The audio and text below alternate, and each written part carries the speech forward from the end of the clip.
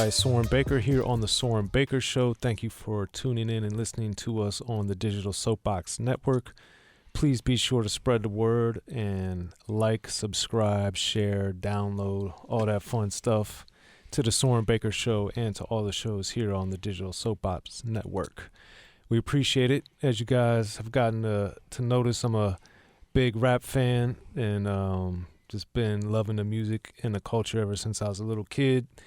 And that's what we're here to talk about again today. We got one of the West Coast and rap's premier artists, and very glad to get him because everybody's been telling me for a long time when I had my Unique Access channel that I should get him on there. And now when I had the Soren Baker Show here on the podcast, everybody said I needed to get him too. So without further ado, we're bringing in the great Mack 10. What's up, homie? How you doing? Man, Mack, it's good to see you, man. It's good been to a minute. See you too, bro. Yeah, always good. And now the thing is, Mack and I have known each other for more than 20 years now. I was thinking about that on the car ride over here. It's amazing since we're both still, young, relatively speaking, that, I've been knowing Mack since the 90s, writing about him, meeting him, hanging out, chopping it up, both professionally and just on the side.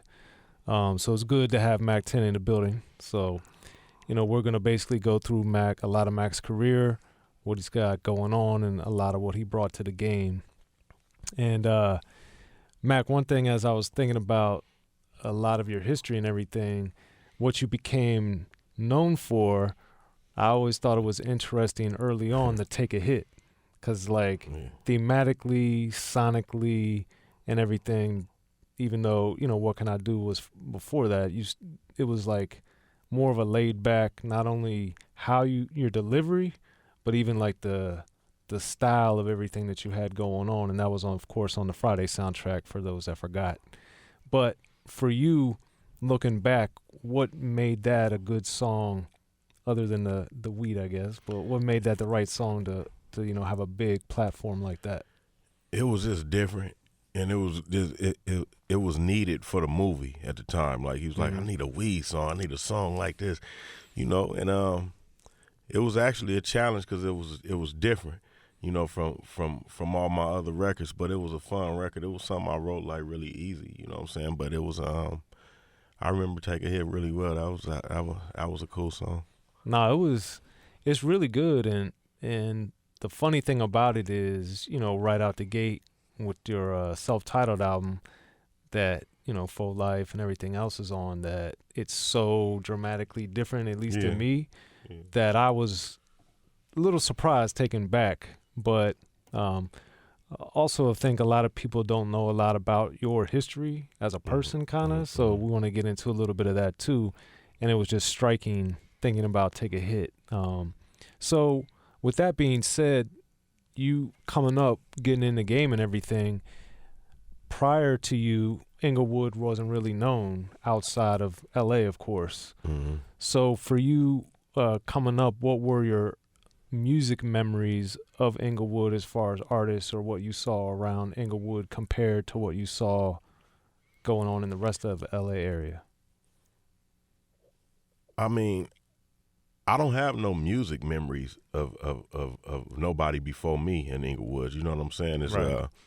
The early music memories I got from Inglewood is like, me and the homies rapping and doing swap meet tapes. We called them swap meet tapes back then. Now they mix tapes or whatever. They were swap meet tapes. Right. You know what I'm saying? So, I remember that, really well. Mm-hmm. And I remember when I started to get some traction.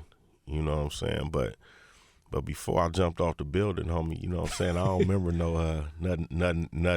no music from the woods, you feel me? Right. Really. And that was striking because I'm from Maryland, and I remember I knew Inglewood from New Jersey. Yeah. But they used the E, of course, instead of the I. Yeah. And that really threw me off because when I was hearing you, I was like, wait a minute. I thought this dude was from the West Coast. Yeah. Little did I know. Of course he was. Of course. But that being said, what because your history is so long and detailed, and we're going to get into a lot of that, what do you remember, first meeting Cube, as far as why you guys worked together well, what he saw in you, what you saw in him, and why it worked? It just worked. You know what I'm saying? Shorty from the Lynch Mob introduced us. Right. And, you know, I would just hang around. You know, I would just be around. You know how it was in the 90s. You know, them studio sessions was off the chain in the 90s. Yeah, there'd you know? be like 90 people there. Yeah, exactly. And so, you know, after a while, you know, whatever's supposed to rise to the top eventually. You know what I'm saying? When you get a shot, you know. So I just think Cube, you know, felt how I was rapping. You know what I'm saying? He used to always say that it sounded sincere. Like, you know what I'm saying? And it was you could tell that it was a lot of truth in a lot of it. You know what I'm saying? But it just worked, bro. Mm-hmm. You know what I'm saying? It was just one of them situations that just worked. Right.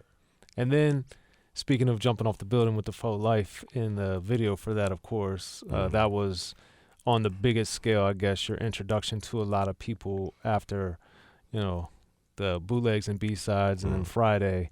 But with that, where did that idea come from, and why were you like, you know what, that's a good idea to put in my video? I mean, I was yarmed up in my birthday suit. You feel me? Okay. And Mack 10 to the rescue. It just seemed like I was supposed to jump off the building or something. You know what I'm saying? Just do some shock value. You know what I'm saying? You know, everybody talked about that when the video came out. Oh, I remember. Yeah, you feel me? So yeah, yeah. So you know, we were just having fun, man. We was young, very creative, and just having fun, man. We had a vision and a budget to do whatever we wanted to do. Right. You feel me? And we was just having fun, really. And I also remember too, with the album in general, it just seemed like as time went on and as your career evolved, I don't think people looked at you as much as they should have as a storyteller.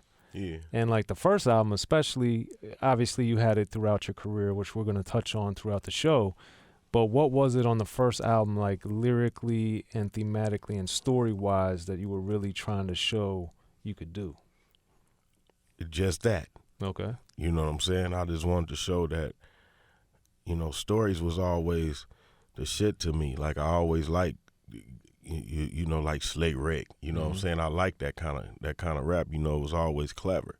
You know, so I just wanted to show it from my perspective. You know what I'm saying? Let you know what the Wood car was like. You feel me? I want to let you know what Inglewood was like. You know, and what my childhood was like. So, you know, I just put it together, man. Really, and I mean, it seemed like writing was always like the easiest part of this whole journey to me. Like it's always came fairly easy to me. And what, by comparison, what other things did you find not as easy? To be honest, I really don't have no horror stories, no record company horror stories or nothing. You know what I'm saying? Like I don't think I ever had a bad contract or, you know, got worked out of nothing. You know what I'm saying? So really the whole process was easy. The creative process, I should say. Okay. The business side took a little bit more studying and research and you know, really like digging deep to learn the business side. But as far as the creative side, that was just natural, bro. I was just talking shit, you know. And you did a good job of it. Yeah. And that being said, on the business side, you were one of, you know, coming out in 95 especially, Priority was more known for the labels it was affiliated with, and then, of course, Cube being an artist proper on Priority. Yeah. So what do you remember of aligning yourselves with them? Because obviously, for those that don't know or don't recall, they had obviously Eazy-E, NWA, and Cube kind of being the main people coming out and being huge for Priority. But for you, since they didn't, after Ruthless kind of fell apart after Cube and Dre leaving and stuff, what was it right for you to go to Priority? Well,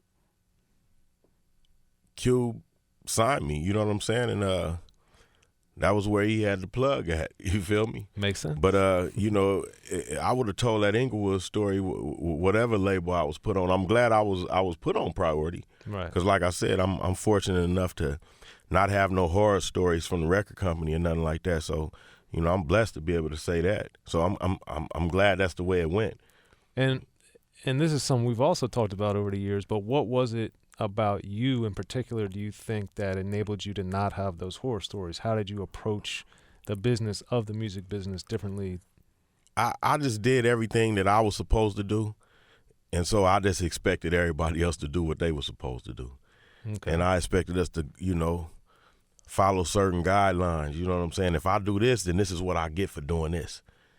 And if you give me this, this is what I'm gonna give you if you give me this. You know what I'm saying? So, we just conduct a square business, man. Brian, I don't really know of nobody that Brian Turner beat. I don't think nobody got no horror stories from Priority Records. You know what I'm saying? Mm-hmm. So, like I said, it was a good situation that I was put in. And I'm glad that's the route I went. Right. And then with the other thinking back to it is, just off the top of the album, kind of like playing off the Boogie Down Productions a little bit, but that's not how the West Coast rocks. Yeah. And then, of course, Westside Slaughterhouse being on there.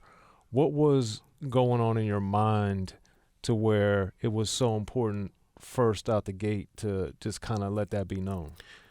I think I was just digging my heels in, you know what I'm saying? Just letting everybody know where I stand. It's West Coast or nothing. Right. You know what I'm saying, with me, so, especially then. So I just think it was important to take a stand, and at that time that's just how I was expressing myself. It wasn't really no disrespect to nobody else. Right. But I just needed to represent where I was from and let you know how I seen shit through my lens. You know what I'm saying? Mm-hmm. But it wasn't to disrespect nobody else, especially in the beginning. Right. I was just telling it my way.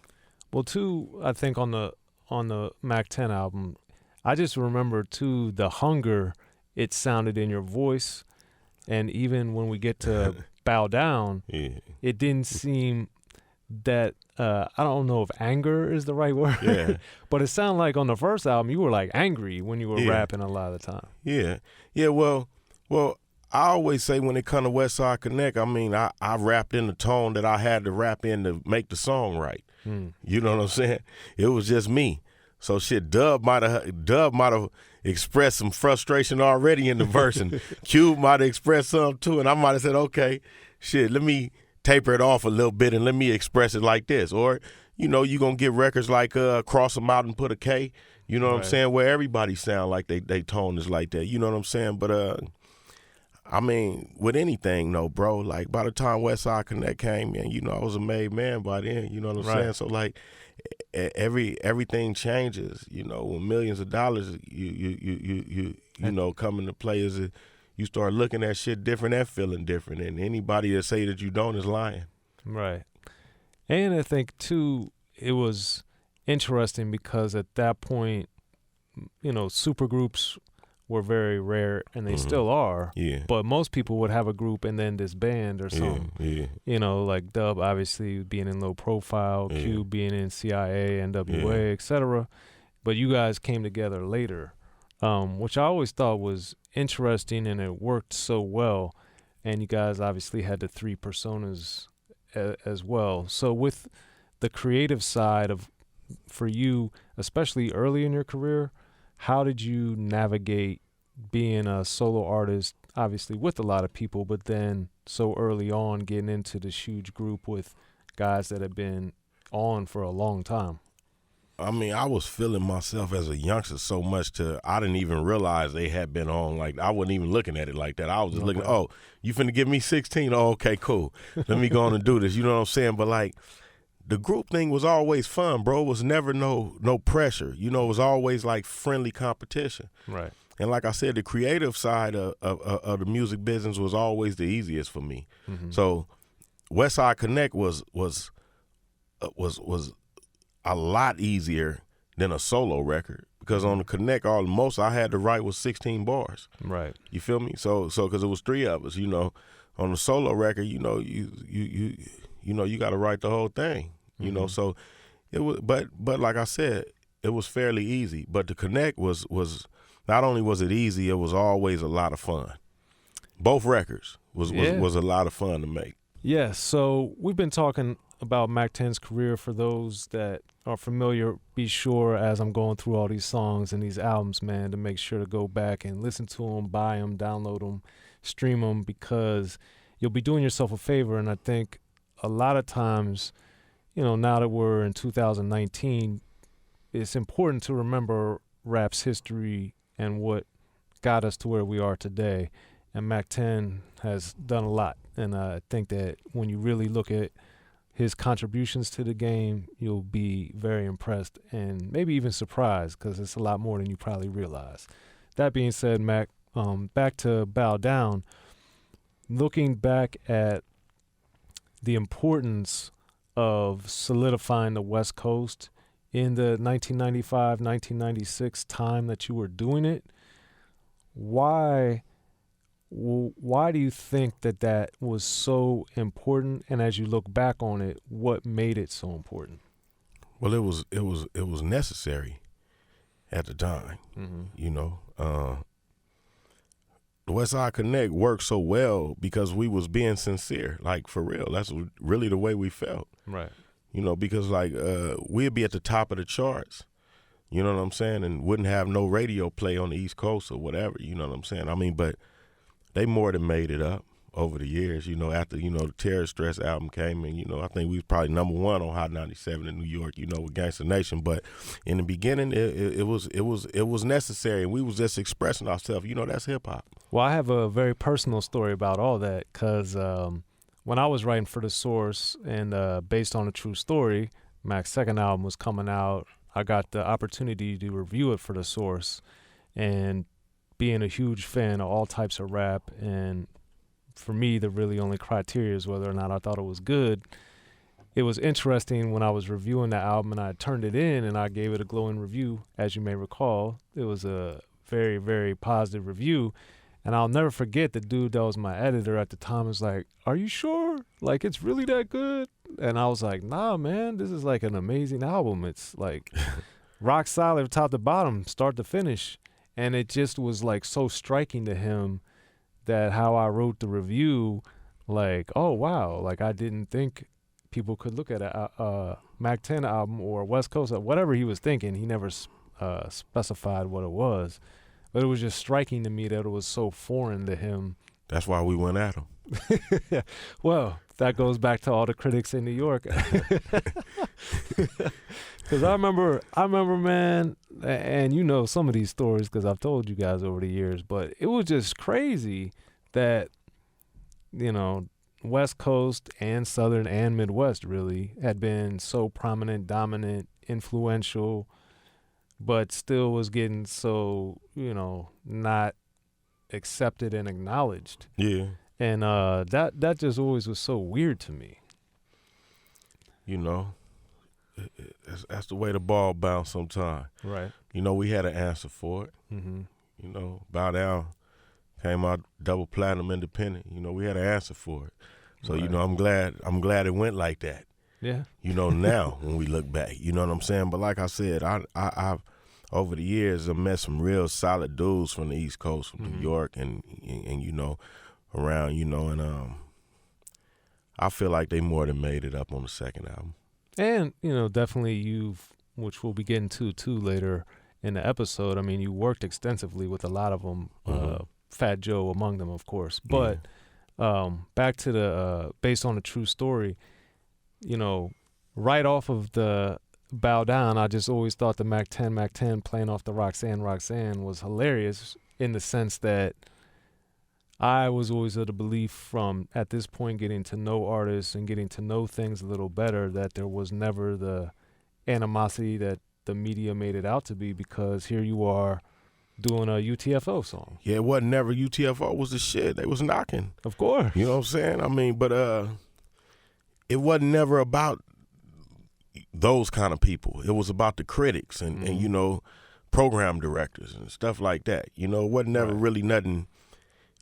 Only people we went at Westside Connection was whoever went at us personally. Right. You know what I'm saying?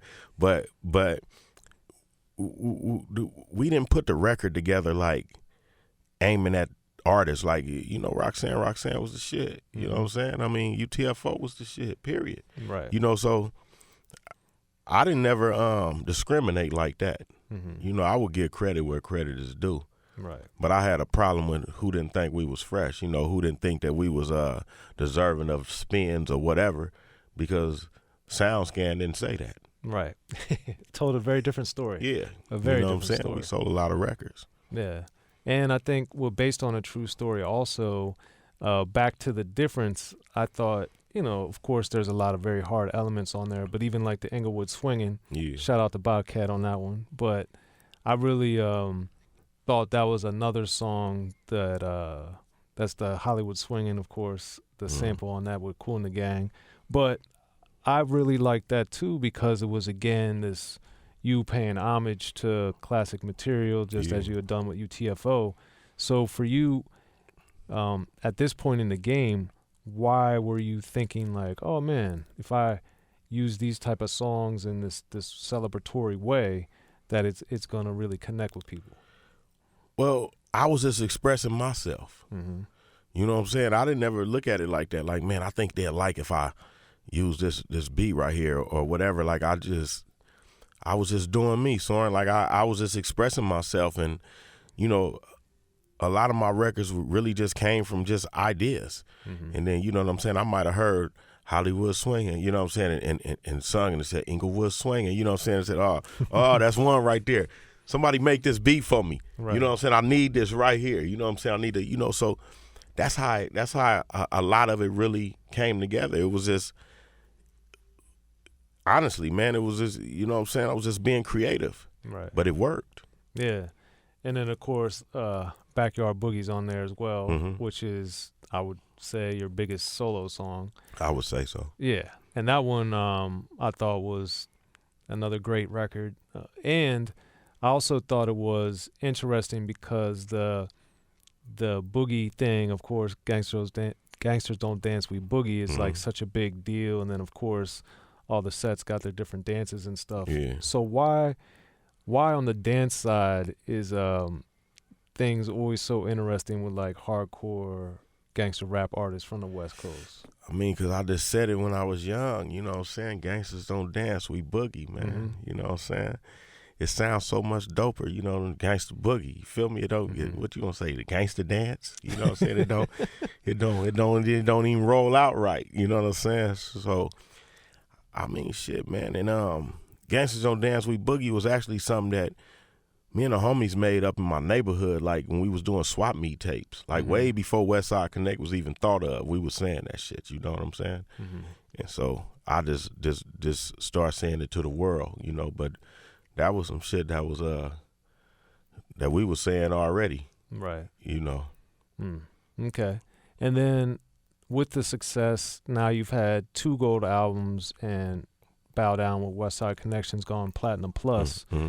And this to me is where, in addition to liking your music, I started being like, oh man, Mack's really got a lot going on, in the sense that you started working on Thicker Than Water. Yeah. You started signing artists. You started having deals at multiple labels. So what was it mentally that either clicked? Was it purely opportunity? Like, what was happening to where you started branching out in such a major way? Well, I mean, it's funny, like, I've always cared more and concentrated more, like I said, on the business side. Mm-hmm. The creative side was just easy. Mm-hmm.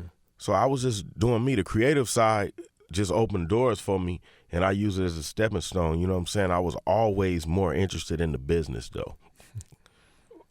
Always. Like, ask anybody that know me. Like, oh, I know. Always. You know what I'm saying? So I just use the artist as the vehicle as just a way for me to get from point A to point B, you know what I'm saying? So I was trying to grow as an executive. And so I started making executive moves, you know what I'm saying? I started doing movies and signing artists and, you know, to this label, that label, you know, and I had deals everywhere. So, you know, hey man, I just tried to boss up and become a boss. And why do you think a lot of artists are unable or find it difficult to separate the art and the business sides of things? Because a lot of dudes is just always just gonna be artists. They can't separate it because they ain't nothing but artists. Shit, you can't separate it if all you are is an artist. You know what I'm saying? So, like I said, man, I was always looking for somebody that was doper than me. or that I felt like could sell more records than me. You know what I'm saying? If you know, that was always the goal. You know, and a lot of guys don't really want nobody to be bigger than them. You know, if I could have had a couple artists that was big as Mack 10, you know, I would have been, you know what I'm saying? Like I was satisfied. Right. Yeah. Yeah. And then with the film Thicker Than Water, which I think is one of the best, I guess you want to say, rapper-made movies of all time, I guess. But what did you learn about yourself in that process of making that film from creation to actually seeing it come out? I learned that the process of making a movie was a lot different than making videos. Yeah, much longer and more difficult. Much longer, more difficult. And that was the first time I ever really got a chance to bond for real with like some New York dudes. You know what I'm saying? Fat Joe. Yeah, Joe had his whole crew out here though. Oh, I remember. I went the whole to the Terror set. Squad was out here. I It went wasn't to the just set a Joe out couple here. Now times. Joe was out here deep, man. He had all the whole Bronx was out here, man. You know what I'm saying? So like, but we hung out. I'm talking about we hung out for real and kicked it and became like a real family. And that's still my brother to this day. Yeah, I remember. The funny thing is that when I had gone to the set a couple times and I told people where it was, they were like, "You went there by yourself during the day?" Tight. Yeah, that's tight. Yeah. I was like, "Yeah, I'm going to the movie." They were like, "Soren, man, you shouldn't be going down there." What was it in the 40s, I think? And we was everywhere. You know what I'm saying? We was everywhere for real. And in the hoods for real. Oh, I know. You know, shooting that movie, and Joe and them hung, man. They, you know what I'm saying? They, hey man, them dudes is stand up. You know what I'm saying? Like that's them is my brothers, man. For real, the Terror Squad is my guys. Yeah, and you know, I thought it had a good story, had good acting and stuff, and then of course you had the Cube had a little cameo in there, and 8, and everybody else that was, you know, part of the Who Bangin' movement. And what was it about Fat Joe that you think made you guys work so well together? He was just the kind of guy that I was, but he was just from New York. You know what I'm saying? It was like we was like the same kind of dudes. You know, he stood for what he stood for. You know, and I stood for what I stood for. You know what I'm saying? But he was just from New York, but we had a lot in common. You know what I'm saying? And it really worked out. Like a lot of people don't know. Thicker Than Water really at first was gonna be me and Snoop. You know what I'm saying? You probably knew that, though. I knew that, but tell the story though. Yeah, please. Yeah, I mean, it just didn't work out right. You know, Snoop was going to No Limit and you know all that kind of stuff. So like, I guess the timing just didn't work out right. You know, but you know, at the end of the day, you know, me and Craig made a classic. You feel me? I'm you know, it worked. Well, speaking of No Limit, I think it's important, and I meant to set the table with this, being in I'm About It. Obviously, Master P's film, which really kicked off the wave of the direct-to-video movie, not only in rap, but I think really in all of Hollywood, that people realized probably for the first time in that era, like, wait a minute, we could make a movie, put it out straight to video at that time. Sell it like a record. Sell it like a record. Yeah. Whether it was a major studio like a Paramount or a Sony or a Columbia, and still flip the money in ways that they probably didn't realize they could. Yeah. And Master P revolutionized that. And you know, being as part of that film, like, how did watching and being there with I'm About It impact you as far as creating and executing Thicker Than Water? I mean, it didn't have nothing to do with my creativity, you know, or creating Thicker Than Water, but it just let me know that everybody was down. You know what I'm saying? The record company was down. Right. You know, if this is what I wanted to do, I see how people, okay, you know, so now we got another outlet. You know what I'm saying? And I was all about using all the arteries, you know what I'm saying? I was all about using all the outlets that we could possibly use, you know, to you know, all the different revenue streams. And, you know, the straight to video movies became another revenue stream for me, you know. So, hey man, you know, if you show me, if you give me a lane, I'm gonna take it. And we were just talking about revenue streams, and Mack, I think it's important for people to understand some of the different revenue streams that are involved in the entertainment world, whether they're actually trying to get in the game or there are people like us that are established that may not understand a lot of the different ways that you can get paid. So for you, what are like some of the surprising ways that you learned you could get paid or you didn't understand? In music or life? Both. Well, I've done good in music, but I've done well in real estate as well. You know what I'm saying? I got a company called Sound Live Music Group, and I do concerts, so Right. I've done well with that. But that's still the music business, you know what I'm saying? But as a youngster, I wish I thought how I think now when it comes to doing concerts. If I knew what I knew now, I mean, I would have booked myself a million times, Right. when we had platinum records, you know what I'm saying? So, but you live and you learn, and like me getting into the concert side of this business was kind of like a natural transition, from just my past, as an artist, as a label owner, just everything I've learned over the 25-year career I had, to where, I was able to use all that, all the things that I learned over the years. I was able to put it all together, and I've done well in this space because of that. I in 6, 7, 8 years, I passed people that have been doing this 30 years. You know what I'm saying? So, I figured it out a little bit. Yes, and also with real estate, obviously the LA market is very expensive, but for people listening around the world, what are some of the ways that you started getting into real estate that someone that maybe is not making tons and tons of money could learn and apply to what's going on with them? Well, the real estate game was introduced to me just by I would get houses and do them over and fix them up, renovate them. And then every time I would finish one, it seemed like somebody would try to buy it. You know what I'm saying? They'd be like, "Hey, you want to sell it?" You know what I'm saying? I'm like, nah.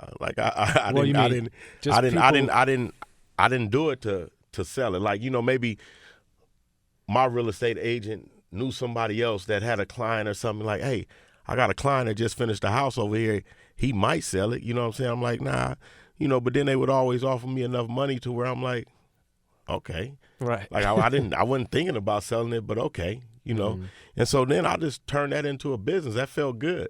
And then so I started approaching it like that. Okay, this one is a flip or this one I'm going to get this and renovate it and rent it out, or lease it out. You know what I'm saying? So it just became a business.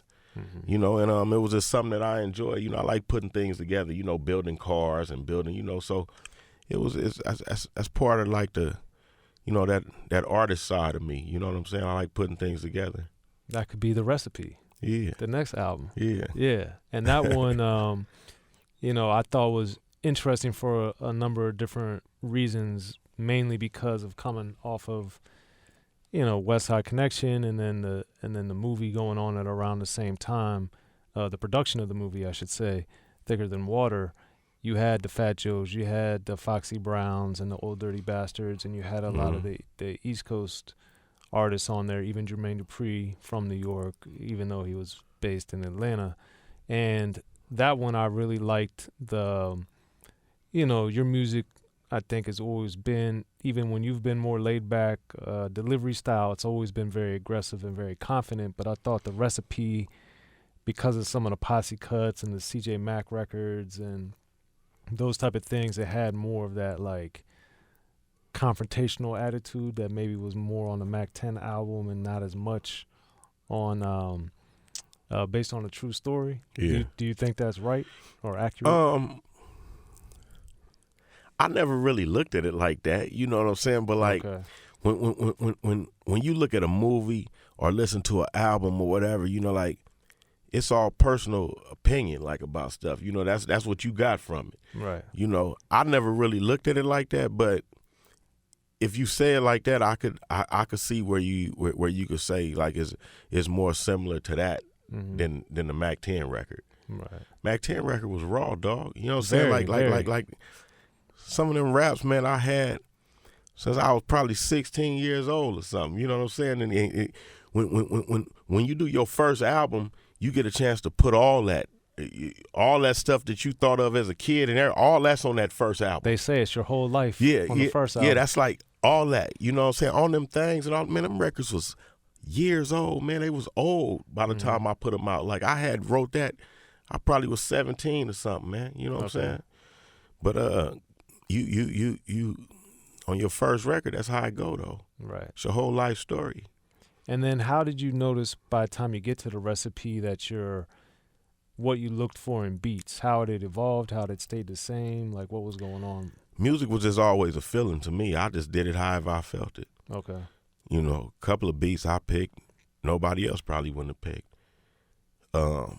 Backyard Boogie, Bobcat had that beat damn near 100% done when I bought it, and everybody had heard that beat. Mm-hmm. I remember you had told me. Yeah, I think that's a good story because I had to have it. Because I remember you said he was playing it or something. You're like, hey, I need that. Yeah, I need that. Yeah. So why? Took him out in the back and wrote him a check. You know what I'm saying? Let me just get this one off the market right now. I need this. Yeah.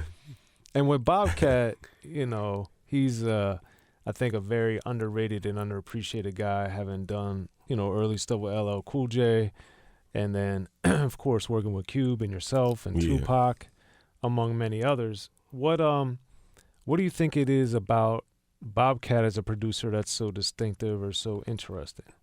Bob is a real DJ, man. Mm-hmm. When you rap on his beats or when he producing a record for you, everything about him is like a DJ, like it's a real DJ. Bob gonna get the party cracking.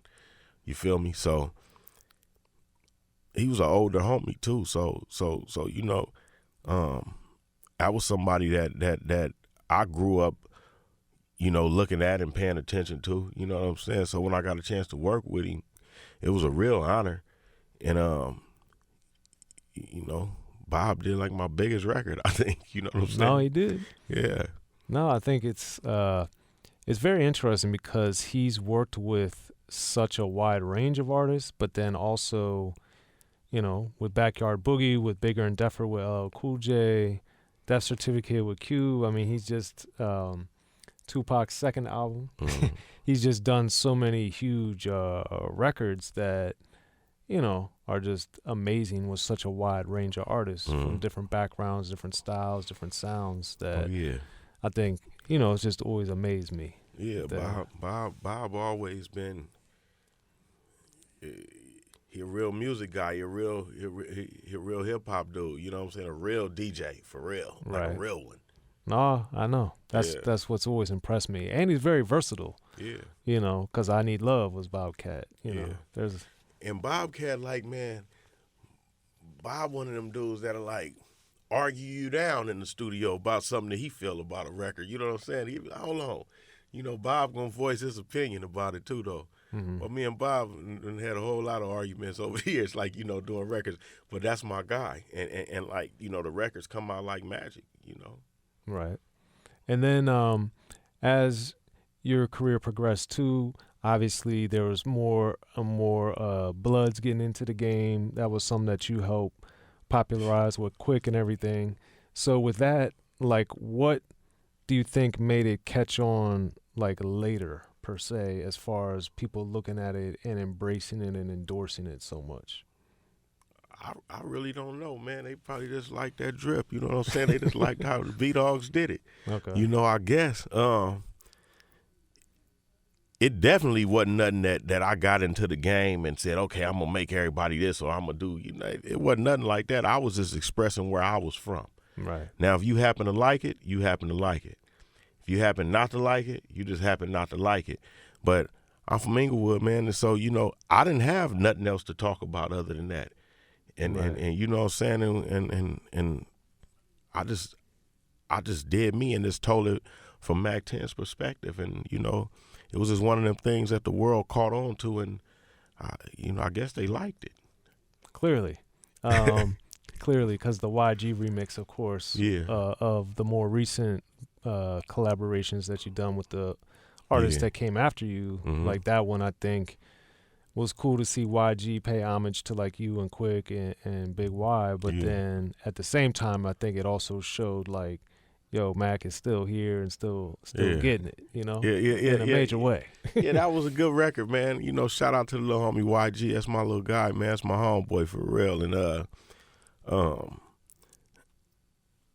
you know, if you get on that subject matter, you know, I could go with the best if we gonna do that on the record. You know what I'm saying? So you know, like I said, that one was easy. That was second nature. You know what I'm saying? Well, speaking of second nature, one of the other things on one of the albums that I remember, I took a little visit to Atlanta to come see for the Banger Ball project, and you know, the album I thought was very interesting, especially because with Mannie Fresh handling the majority of the project, I wanted you to speak about what was different with him handling most of it, because a lot of your records have a lot of different producers, and he, you know, did the majority of that project. Well, Fresh is great. He one of the greatest ever. You know what I'm saying? So he could handle it. Doing the majority of it. You know, I mixed it up with a little bit of this and a little bit of that and a little Dr. Dre. I was about to you know say, what I'm saying? Because I Dre. had to put the coast in there somewhere, you know what I'm saying, just to keep it authentic like Mack 10. You know what I'm saying? I couldn't just do a record with no West Coast producers or no nothing. You know, so the Westside Connect was on there and Dr. Dre was on there. But Mannie Fresh is one of the greatest, and like, that was the quickest I ever did an album. And I did that album in 2 weeks, bro. Yeah, bang a ball from start to finish, homie, 2 weeks. Wow. You know what I'm saying? And like, that's just the way Fresh worked, though. You know what I'm saying? I would cook 3-4 a day. You know, because that's just the way he that's the way he spit them out. And you know, I had to learn how to do that. You know, I wanted to work in their element. I went out there and worked with them, and you know, with Cash Money, and did it how they did it, and you know, the whole record got done in 2 weeks. And I also thought, which is gonna make me have to go back because there's so much that we've been talking about, but the thing that I also liked was that you guys, as Westside Connection, have been making records for several years, but I also thought that Connected for Life is one of my actual favorite songs of your guys. Yeah, it's a good record. That record is so phenomenal, and I think part of it is because of Mannie Fresh, because he brought such a different sonic element to it. When Fresh was doing that record, he told me it was gonna be the shit. He said it gotta be the shit. He was like, this is my first Westside Connect record. Oh, this motherfucker gotta be the shit. You know, that's how Fresh talk. That's what he said. You know what I'm saying? And I can remember that like yesterday. And he was like, but I wanted the sound had that like West, kind of like Western kind of sound to it. I like, huh? You know what I'm saying? I didn't quite get it. Okay. When he cooked it, I said, oh, okay, Fresh, you the shit for this one, homie. And that's what you say on there. Yeah. Mannie Fresh, one of the greatest. Yeah, and that one also, it just sonically, because it was so different, it just really threw me off. But then, like, I really love the attitude and the interplay that you guys had on there, and I think it really brought something different out of you guys. Yeah, it worked. Yeah, it really worked. No, that song and the video was great, of course. Yeah, it was a good video. And then Butch Cassidy. So how did Butch Cassidy get into the mix with that song? Was that Mannie Fresh? Was that one of you guys? Was that you? Nah, it was me putting Butch on there. Okay. I just knew it needed some more of that. Fresh had already did the beat. So it just needed, we put the connect on there, and it was just one missing element. Okay. You know what I'm saying? It would have either been Butch or Nate. You feel me? And so that one, Butch got the call. We called Butch number on that one. Okay. You know what I'm saying? So it worked. You know what I'm saying? It worked. And Mack, you know, you've done a lot of great things, and one of the other things that we haven't talked about, because I got sidetracked with some of these other things, was the Nothing But a Cabbie hit and the Rhyme and Reason movie and then soundtrack. So now that rap is, you know, been established and we're seeing all these movies and documentaries and TV shows and reality shows and all these different things, Rhyme and Reason was one of the earlier ones, and you being on the soundtrack on probably the biggest song on the soundtrack, Nothing But the Cabbie hit. What did you see that's different about how that movie and that soundtrack was made versus how you saw things later on as they evolved and rap just kept growing and growing and growing? Well, like you said, Rhyme and Reason was early. And so everything just got bigger. You know what I'm saying? It just got broader. The movies, the hip-hop movies and all that just got bigger and bigger and bigger. Right. Rappers became real movie stars. You know what I'm saying? But Rhyme and Reason was a good one. That was like a hell of a documentary, huh? Yeah, you know what I'm saying? So I remember shooting that like I remember that like yesterday, for real. And like a lot of stuff that was that long ago, you really can't remember. But like Rhyme and Reason was the whole experience of it was cool. Yeah. Shooting it and recording the record. And then at that time, in the late 90s, Priority, because of the success of Eazy-E, Ruthless, NWA, Cube, yourself, Westside Connection, had brought in, the Ruckuses of the world, the Duck Downs, and Razkaz, and all these different artists that were prominent, Brother Lynch Hung, etc. So as you saw Priority grow and develop, and then with No Limit, of course, what were you seeing? How did Priority change and evolve from what you saw on the business side to where it was able to kind of have all these different type of artists and still thrive? Nothing really changed, bro. Really? You know what I'm saying? Okay. Not really. It became our time.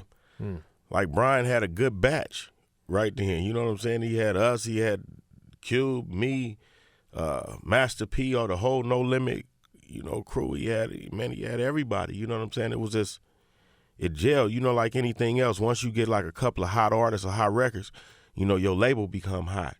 Right. You know what I'm saying? And artists start flocking, artists and managers and agents, everybody, they you know what I'm saying? They circling your building now. You know what I'm saying? And so that's how it went, really, but it was always a great environment for making records.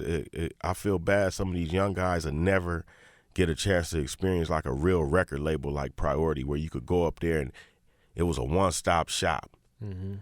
You know what I'm saying? They was a distributor. They was everything. Well, actually, it's funny you say that, because in my book that just came out, The History of Gangster Rap, I talk about the benefit that Priority had being a distributor and being a record label and working with the different labels that, Dave Weiner, of course, was the one who signed Master P and No Limit and got that all going. And it was just amazing once I became part of the music industry to understand even a deeper level of appreciation for what Priority did and being so successful. It's just like astounding, the success and the sustained success that it had for so many years. Oh, yeah. And it was unorthodox. Like, you know what I'm saying? It was a little different from everywhere else. Right. It was a good feeling to know that we could sell 500,000 or 1 million records and get paid and get money like dudes that sold 4 or 5 million records. Right. You know what I'm saying? So, hey, Priority was a good situation, bro. Well, you should. Speaking of that, I always remember too when it was at the CNN building on Sunset, going in there and it was like a bank vault. Speaking of money, yeah. So, like, what was for me? It was just crazy going in there because literally, people, if you never saw it and never get to see a picture of it, when you had to go in, it literally looked like a bank vault. Like you got to get buzzed in, all the doors look metal on the outside, all that. Yeah. So that was wild, and that was like actually the first time I came to LA was for Bow Down to interview you guys, and I remember it was so funny because I remember when I asked you guys about Pete Rock producing the Bitch in You, and you guys were like, well, he didn't do the rap, so we ain't got a problem with Pete Rock. I was always like, well, wait, that's part of the song. Yeah. If you said something out of line, we was coming for you. Right. Pete Rock, he didn't say nothing out of line. Pete Rock, he made the music. Fair enough. Yeah. And then, so now, Mac, of course, you've worked with a lot of artists and obviously the YG, of course, and now I understand that you're working on some new stuff. Is that true? My new album, The Red Print. Okay. Well, break it down. What's going on with the Red Print? Just what it sound like. Mm-hmm. The Red Print. You know what I'm saying? It's, I'm just having fun, though. You know what I'm saying? Like, I have a different approach to doing this record. This record, I don't need to do a record. I don't have to like turn my record in at a certain time or nothing like that. It's just I'm just having fun. Mm-hmm. And I call it the Red Print because I just want to do it like through Mack 10's lens again. You know what I'm saying? Just since I'm having fun, I want to make the kind of records that I miss. Mm. You know what I'm saying? You don't really hear those kind of records that we made then, now. Right. So I'm going to give you a couple of those because, obviously we were pretty good at those. Mm-hmm. You know what I'm saying? But really it's just I'm just doing me, and that's why I named it The Red Print. Is I'm doing it how I know how to do it. You know what I'm saying? So anybody that ever liked Mack 10 is going to be very pleased with this project because, how sometimes you get a dude's record and be like, man, I wish he was like the old this and that, or I wish he would have did this, like all of that, what you're looking for, that's on The Red Print. Okay. And then for sure. Obviously that title is for those that know. But that being said, and being a prominent gangster rapper yourself and dealing with gangster rap, et cetera, why do you think it is? Why was Southern California, Los Angeles area gangster rap, gang members, all this other stuff? Why was that so interesting to people, do you think? And why is it still so interesting? Shit, we was off the chain. Like, I mean, that's unbelievable if you never experienced that. Mm-hmm. And then, in the 90s, we got a chance to put it on the screen and on records, and introduce it to the world. It's damn show action. You know what I'm saying? I mean, it was a lot of action involved, so that made it interesting to everybody. I mean, the way we walk, the way we talk, the way we wear our clothes, what we represent, it's a little different. You could tell a dude from L.A., wherever he at in the world, he say a few words or you could see the way he might stand or something, you know what I'm saying? You know he from L.A., you know what I'm saying? So, hey, man, we was just interesting to everybody, It worked. Yeah, and it definitely did, and that was a testament to the longevity of your career, the success of all your solo projects, but then of course Westside Connection and your success in all your other various endeavors over the years. And what's in general, what's a collaboration that we haven't talked about that was special to you for some reason? Collaboration. I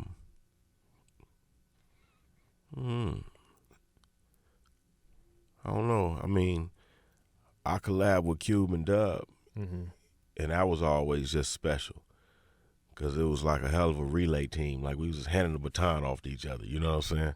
Right. So that was always special. I probably had more fun collabing with my people than anybody outside, Right. Okay. Well, there it is, y'all. It's Mack 10 here on the Soren Baker Show. So, Mack, tell everybody how they can find you on social media. I really don't get down like that, really. I but know. Everybody been telling me to like cut it on. I mean, I said, all right, for this album, I'm gonna cut it on. You know what I'm saying? It's gonna be at Westside Mack 10. Okay. Yeah, that's the Instagram. Yes, and make sure you follow us.